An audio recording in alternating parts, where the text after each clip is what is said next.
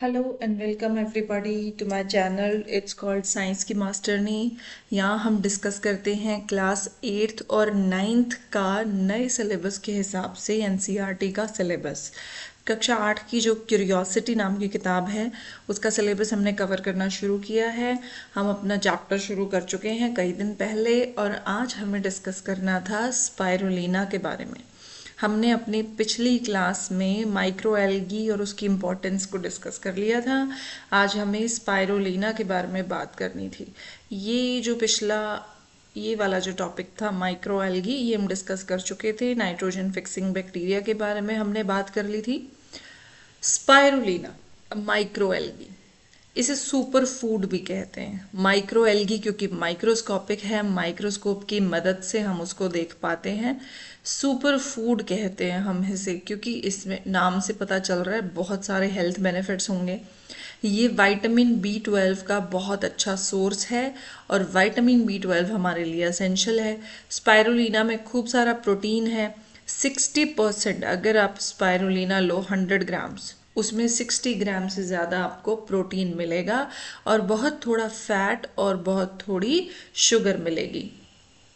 जैसे मछली पालते हैं लोग या जैसे लोग मोती की खेती करते हैं ना, पर्ल हार्वेस्टिंग का काम करते हैं, वैसे ही स्पाइरुलिना की फार्मिंग भी इन दिनों बहुत जोरों शोरों से फार्मर्स कर रहे हैं। फार्मिंग ऑफ स्पाइरुलिना एक फीजिबल लाइवलीहुड अपॉर्चुनिटी, यानी कि पैसे कमाने के लिए अपना एज अ प्रोफेशन ये एक बहुत सूटेबल चॉइस बनता जा रहा है और बहुत इजीली हम स्पाइरुलिना को ग्रो कर सकते हैं। बहुत ही इजी स्टेप्स हैं। एक क्लियर ग्लास का टैंक लेना है, उसे एक ऐसी अच्छी सी ब्राइट सनी जगह पे रख देना है, लेकिन सनलाइट डायरेक्ट नहीं पड़नी चाहिए। टैंक को हमें शेडेड नेट से ढक देना है या इसे ऐसी जगह पे रखो जहाँ टेम्परेचर मॉडरेट हो, है ना, बहुत ज़्यादा हाई नहीं। अब इसमें आप तालाब का पानी भर दें और ऐड कर दीजिए लाइव स्पाइरुलिना जो एक पॉन्ड से कलेक्ट किया गया हो। वैसे फार्मिंग के लिए बाजार से भी स्पाइरुलिना का सैंपल या स्पाइरुलिना का इनोक्युलम मिलता है बेटे, या अगर आपको पहचान है स्पाइरुलिना की तो आप तालाब से पकड़ के भी उसको पानी में डाल सकते हैं। आपको इसको जब ये ग्रो करेगा इसे ट्वाइस अ वीक स्टर करना है, यानी इसे अच्छे से मिक्स कर देना है। 3 से 6 हफ्ते के बाद स्पाइरुलिना को आप हार्वेस्ट कर सकते हैं। कैसे? आप इसे एक कपड़े में से पानी को छान लेंगे तो आपको स्पाइरुलिना जो है वो रेजिड्यू के रूप में मिल जाएगा। कंजर्वेशन ऑफ माइक्रो एल्गी एक गुड प्रैक्टिस है कि हमारी फूड सिक्योरिटी बनी रहे। बेटे इन दिनों इन माइक्रो एल्गीज के पाउडर को एज ए हेल्थ सप्लीमेंट लोग यूज़ करते हैं, ठीक है। तो अगर हम इसे कंजर्व करेंगे तो it is going to be good for our food security. Next topic है सेल को बेसिक यूनिट ऑफ लाइफ क्यों कंसिडर करते हैं। बेटे जितने भी लिविंग ऑर्गेनिज्म हैं सबके सब तो सेल से बने हुए हैं, ठीक है। एक सिंगल सेल में और बहुत सारे कंपोनेंट्स होते हैं। प्लांट्स की, एनिमल्स की, सबकी बॉडी जो है वो मल्टीपल सेल से बनती है, इसलिए हम उनको मल्टी सेल्यूलर ऑर्गेनिज्म कहते हैं। सेल अलग अलग काम करती है मल्टी सेल्यूलर ऑर्गेनिज्म में, ठीक है। अपना तो सारा काम खुद कर लेती है, अपनी एनर्जी क्रिएट करना, प्लांट्स में होगा तो अपना खाना बनाना, एनिमल्स में होगा और प्लांट्स में होगा तो माइटोकॉन्ड्रिया के थ्रू एनर्जी बना लेना, ये सब काम कर लेती है। लेकिन सेल क्या करती है? सेल, यहाँ पर हम हाइलाइटर का कलर चेंज करते हैं because this is an important thing. Multi cellular organisms में सेल्स कैरी आउट करती हैं स्पेशलाइज्ड फंक्शंस इंडिविजुअली, यानी अपना अपना काम जो उनका है वो करेंगी, लेकिन एक दूसरे सेल्स के साथ कोऑपरेट करके उस ऑर्गेनिज्म का चांस ऑफ सर्वाइवल भी बढ़ा देंगी, यानी कि उसके लिए फंक्शंस परफॉर्म करेगी जो उसके ऑर्गेनिज्म के लिए ज़रूरी है। कुछ माइक्रो ऑर्गेनिज्म जैसे बैक्टीरिया वगैरह हैं वो सिंगल सेल से बनते हैं, इसलिए हम उन्हें यूनिसेल्यूलर ऑर्गेनिजम्स कहते हैं। यहाँ पे सारे के सारे जो फंक्शंस हैं वो सिंगल सेल करती, क्योंकि बेटा है ही सिंगल सेल, काम बांटने के लिए दूसरा कोई है ही नहीं, और दूसरा कोई है नहीं तो एक ही सेल को सारे के सारे फंक्शन करने पड़ेंगे, ठीक है। कुछ माइक्रोब है जैसे एल्गी और फंगस, उसमें एक से ज़्यादा सेल्स होती हैं, लेकिन ईस्ट जो है वो एक यूनिसेलुलर फंगस है।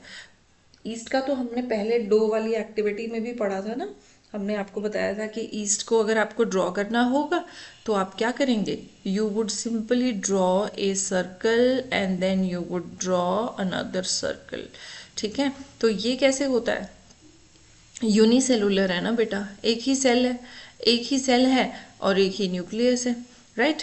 उसके बाद अब यहाँ पे जो आपको डायग्राम दिख रहा है ना, इस डायग्राम में आपको एक बैक्टीरियल सेल का आउटलाइन दिखाया गया है, ये देखो, और सेंटर में न्यूक्लियर मटेरियल दिखाया गया है।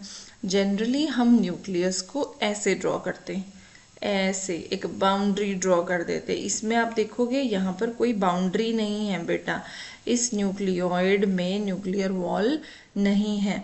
यही तो प्रोकैरियोट्स की निशानी होती है, हमने पढ़ा है ना, न्यूक्लियर वॉल नहीं है तो प्रोकैरियोट्स प्रेजेंट हैं, अगर न्यूक्लियर वॉल है तो वो सेल प्रोकैरियोटिक सेल नहीं है। एनिमल और प्लांट की तरह माइक्रो ऑर्गेनिजम्स की जो सेल्स होती हैं उनके बाहर भी सेल मेम्ब्रेन प्रेजेंट होती है। तो सेल मेम्ब्रेन प्लांट्स में भी मिल गई, एनिमल्स में भी मिल गई और माइक्रोब्स में भी मिल गई। फंगस के बाहर भी सेल वॉल प्रेजेंट होती है, लेकिन उसमें क्लोरोप्लास्ट नहीं होते, इसलिए वो फोटोसिंथेसिस नहीं कर सकती। तो फोटोसिंथेसिस नहीं कर सकती फंगस, तो क्या करेगी, फंगस गलती सड़ती चीज़ों पर फीड करेगी। जो ऑर्गेनिज्म गलती सड़ती चीज़ों पे फीड करते हैं उस न्यूट्रिशन को हम सैप्रोफिटिक न्यूट्रिशन कहते हैं। ठीक है, feeding on the dead decaying matter. Bacterias का जो न्यूक्लियस है वो वेल डिफाइंड नहीं होता है, अभी तो हमने पीछे फोटो में देखा था, वेल डिफाइंड नहीं है इसलिए उसको न्यूक्लियोइड बोला है। ठीक है, इनके पास न्यूक्लियोइड है, और अगर आपको east, protozoa, algae, fungus, plant, animal सब की सेल्स एक जैसी होती हैं, इनमें मेम्ब्रेन भी है, अंदर न्यूक्लियस भी है, लेकिन बैक्टीरिया की सेल में न्यूक्लियस नहीं होता। हमने कुछ बेसिक सेल स्ट्रक्चर देखे हैं, सेल्स के पास दूसरे कंपोनेंट्स भी हैं जो आप हायर क्लासेस में पढ़ोगे, लेकिन माइक्रोस्कोप की ज़रूरत है हमें इन स्ट्रक्चर्स को देखने के लिए भी।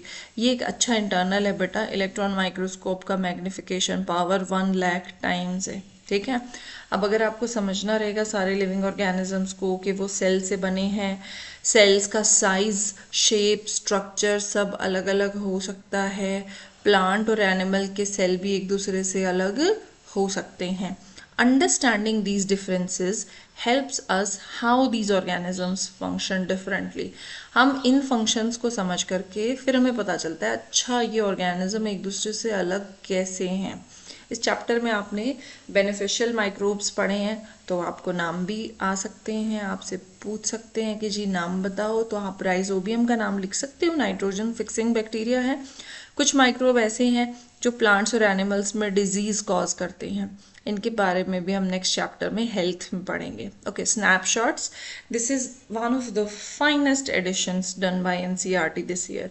स्नैपशॉट्स में समरी चैप्टर की पहले भी होती थी बेटा, समरी अभी भी होती है, बट मुझे ऐसा लगता है that the snapshots this session are nicely designed, बहुत अच्छे से इनको अरेंज किया गया है। तो इसमें आपको मल्टीपल डेफिनेशंस मिल जाएंगी बेटा, जैसे सबसे पहले स्नैपशॉट में आपको माइक्रो ऑर्गेनिज्म की डेफिनेशन हम डायरेक्टली यहीं से भी याद कर सकते हो। Micro organisms are small sized organisms जो अनएडेड आई से नहीं दिखते। अनएडेड आई कौन सी होती है, अनएडेड आई वो होती है जिसमें आप किसी एड की, किसी इंस्ट्रूमेंट की हेल्प नहीं ले रहे हो। ठीक है, एनवायरनमेंट में हर जगह प्रेजेंट होते हैं। ठीक है, इसके लिए हमने आपको एक टर्म बताई थी, जो ऑर्गेनिज्म हर जगह प्रेजेंट होता है, ऐसे ऑर्गेनिज्म को आप ओमनी प्रेजेंट कह सकते हो। ठीक है, अच्छा, ये या तो यूनिसेलुलर हो सकते हैं या मल्टी सेल्यूलर हो सकते हैं, तो आपको बताना रहेगा, एमसीक्यू भी आ सकता है, which of the followings are unicellular. Bacteria और प्रोटोजोन यूनिसेलुलर है, फंगस दोनों तरह की हो सकती है, और प्लांट्स जो हैं वो मल्टी सेलुलर होते हैं। फंगस दोनों तरह की हो सकती है। अभी थोड़ी देर पहले हमने पढ़ा कि ईस्ट यूनिसेलुलर है और मोल्ड मल्टी सेलुलर होता है। ओके, सेल बेसिक यूनिट है, हम जानते हैं। सारे लिविंग ऑर्गेनिजम्स की बॉडी सेल्स से बनी हुई है। एक सेल में वेरियस कंपोनेंट्स, छोटे छोटे डिफरेंट डिफरेंट ऑर्गन्स होते हैं जो ऑर्गेनिज्म को अपना सारा नेसेसरी फंक्शन परफॉर्म करने में हेल्प करते हैं। और यहाँ पर आपको सेल का स्ट्रक्चर एक्सप्लेन कर दिया कि टिपिकल सेल के बाहर एक सेल मेम्ब्रेन होती है जिसमें साइटोप्लाज्म भरा रहता है और एक न्यूक्लियस होता है। प्लांट, फंगस और बैक्टीरिया सेल में सेल वॉल होती है। सेल मेम्ब्रेन के बाहर भी बैक्टीरिया में न्यूक्लियस एब्सेंट होता है। बेटा इसमें सबसे इंपॉर्टेंट क्वेश्चन यही बनते हैं, कौन सी सेल में कौन सा स्ट्रक्चर प्रेजेंट है और कौन से टाइप की सेल में वो स्ट्रक्चर एब्सेंट है। सेल्स डिफर होते हैं शेप और साइज में। इनकी शेप जो है वो फंक्शन से रिलेटेड होती है। बैक्टीरिया, फंजाई, प्रोटोजोआ ये सब different kind of micro organism हैं। वायरसेस भी छोटे साइज के होते हैं लेकिन दूसरे माइक्रो ऑर्गेनिज्म से अलग होते हैं क्योंकि इनको डिवीजन करने के लिए या अपनी संख्या बढ़ाने के लिए किसी सेल में जाना पड़ता है बेटा, इनके पास अकेले के पास सिस्टम नहीं होता। Micro organisms can be beneficial और हार्मफुल टू अस, दोनों तरह के हो सकते हैं। कुछ माइक्रो ऑर्गेनिज्म प्लांट्स और एनिमल वेस्ट को डिकम्पोज करके हमारे एनवायरनमेंट को साफ करने का काम करते हैं। कुछ माइक्रो ऑर्गेनिज्म लेग्यूमिनस यानी कि रूट्स में रहते हैं, दाल वाले पौधों के जैसे पीज, बीन्स, लेंटिल्स। ये नाइट्रोजन को ट्रैप कर लेते हैं और सॉइल की फर्टिलिटी को इंक्रीज करते हैं। ईस्ट वो फंगस होती है जो कि bread making, cake making, pastry, idli, dosa, bhatura, मुंह में पानी आ गया, इन सब के फॉर्मेशन में ईस्ट को हम यूज़ करते हैं। लैक्टोबैसिलस कर्ड फॉर्मेशन में काम आता है और घर पे फर्मेंटेशन से रिलेटेड हम कोई भी एक्टिविटी करते हैं, इडली ही बनाते हैं मान लो, तो दही डाल के भी हम उसको फर्मेंट कर सकते हैं। So with this मेरी तरफ से your chapter's explanation has been completed. अब हम एक दिन या 2 दिन लगाएंगे on the back exercise and then we will discuss the worksheets. Worksheets इस chapter की हम discuss करेंगे based on the kind of questions that they have asked.